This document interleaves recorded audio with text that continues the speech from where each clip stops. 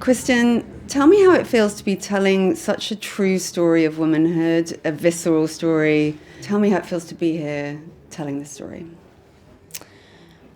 I think that's like, not to speak in platitudes, but like the truth will set you free.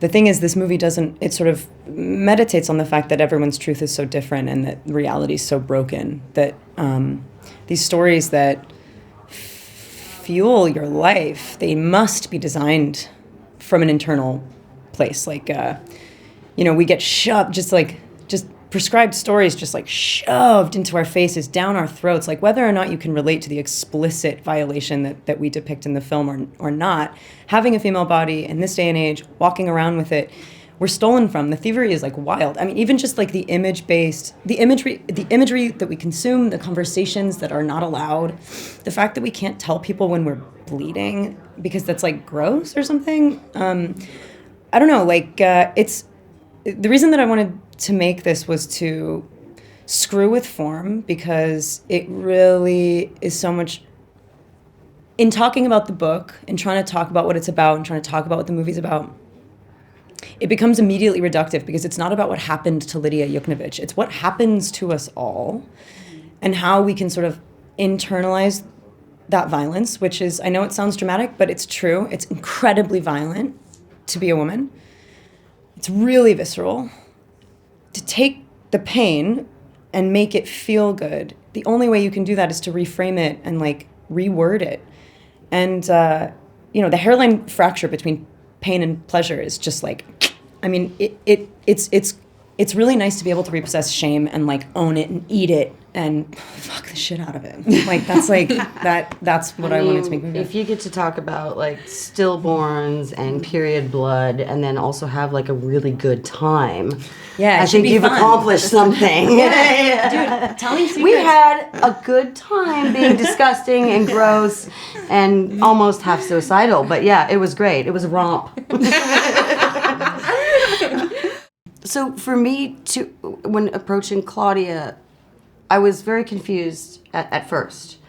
And then once I just had it wrapped in my mind that I was actually not really playing a person, but just a memory, that like sort of opened it up for me and allowed me freedom to explore all the things and have like a running commentary as sort of like a third eye about just the situation, period, without embodying a person and making it so personal to Claudia. It's more about the situation and the moment and the heaviness, the weight of that moment and what that is.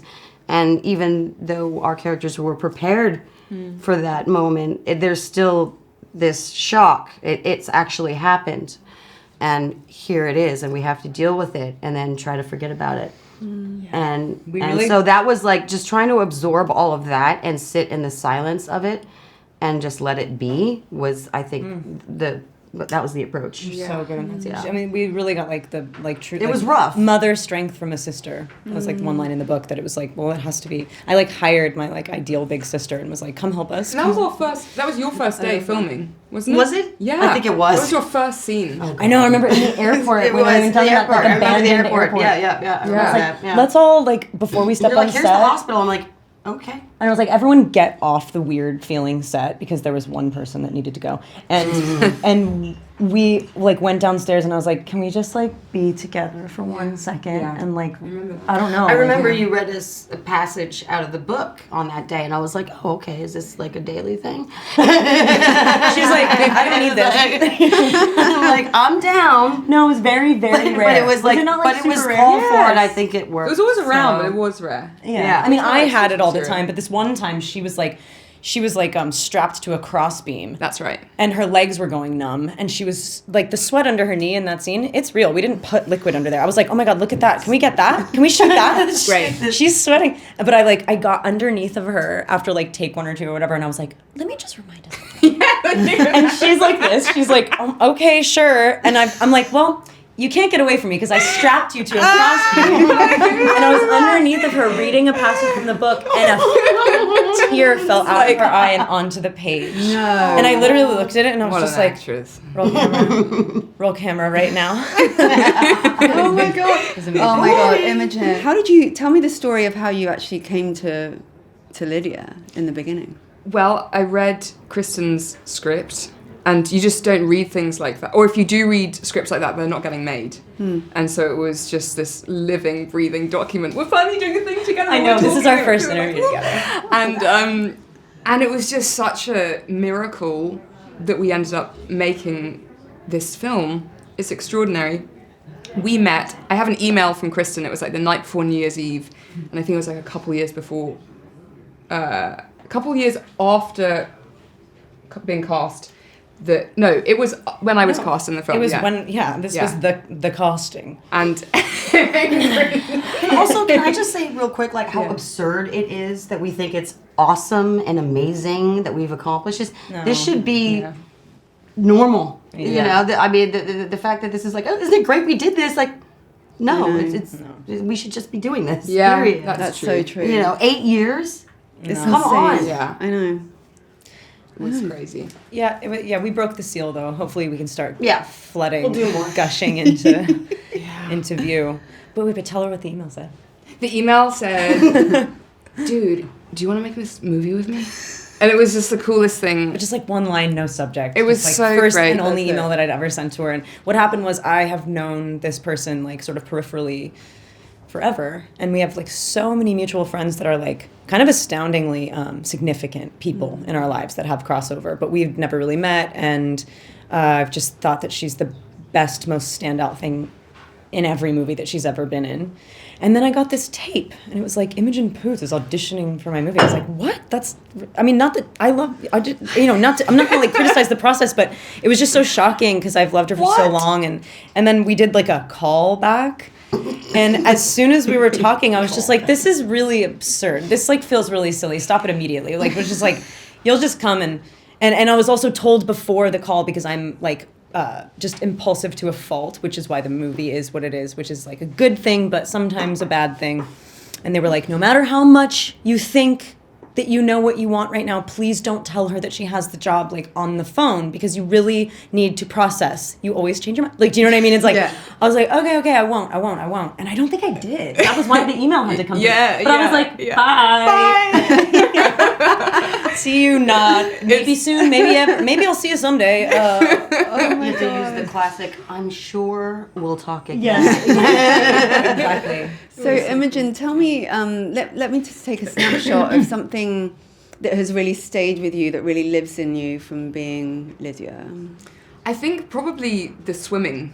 I didn't swim before this film and did swimming training. And Lydia's relationship to water is so specific and so personal. So I wanted to swim in the sense of obviously like the physical sides and results of that, but really was to have a relationship of my own with the She water. got stacked. I did get stacked. The I wanted traps. a triangle back, not a dinky little actress, as you would say.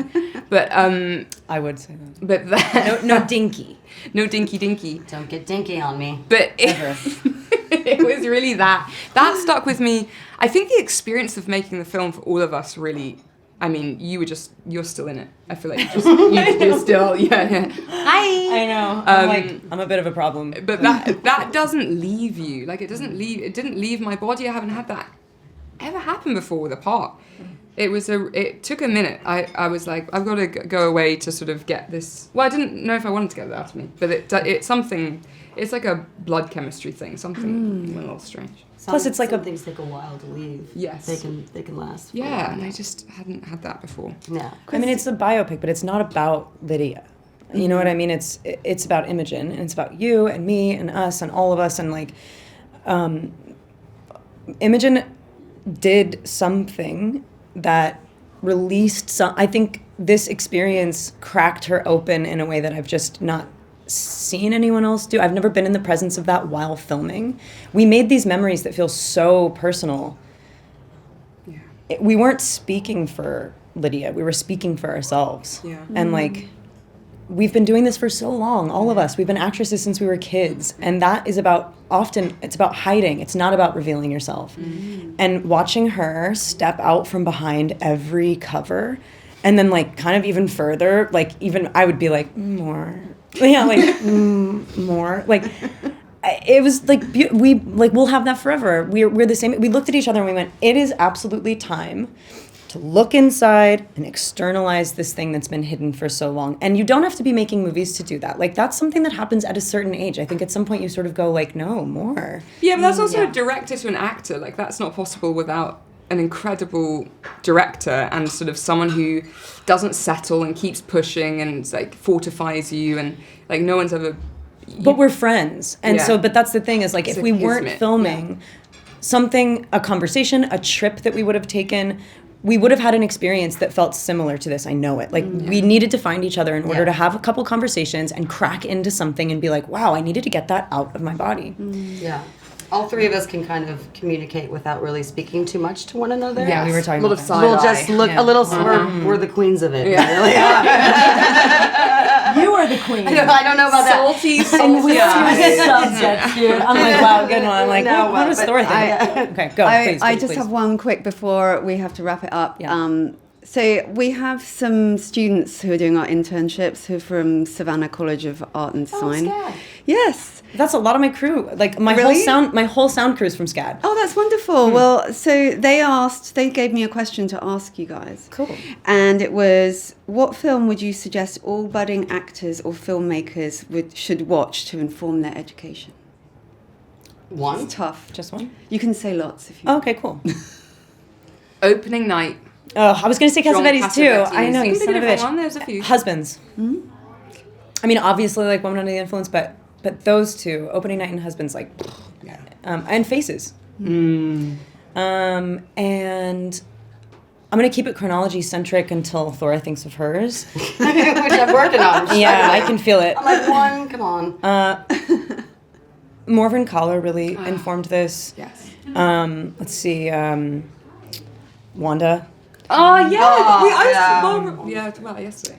Yeah, I heard about that. Oh. And performance-wise, gosh, there's a movie called A Married Couple, and it's actually it's an actuality drama by Alan King. He's a Canadian documentarian, but those performances, I'm air quoting everything because what's real?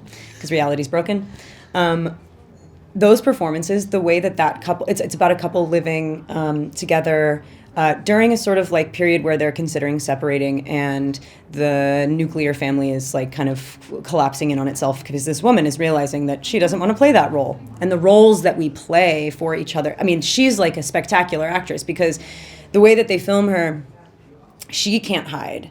And so when he looks away, she's doing some other thing, or like you can see her like sort of vying for space and attention and trying to sort of provoke. And it's a movie that's full of the best performances that I have ever seen, and they're not actors, but we are all acting all the time. Like when everyone's like, so how do you do this? I'm like, I don't know. I'm like just here. So yeah, like I would say A Married Couple, performance-wise, it's astounding, and the way that the camera interacts with the life that's going on in this intimate space is just like I blows my mind.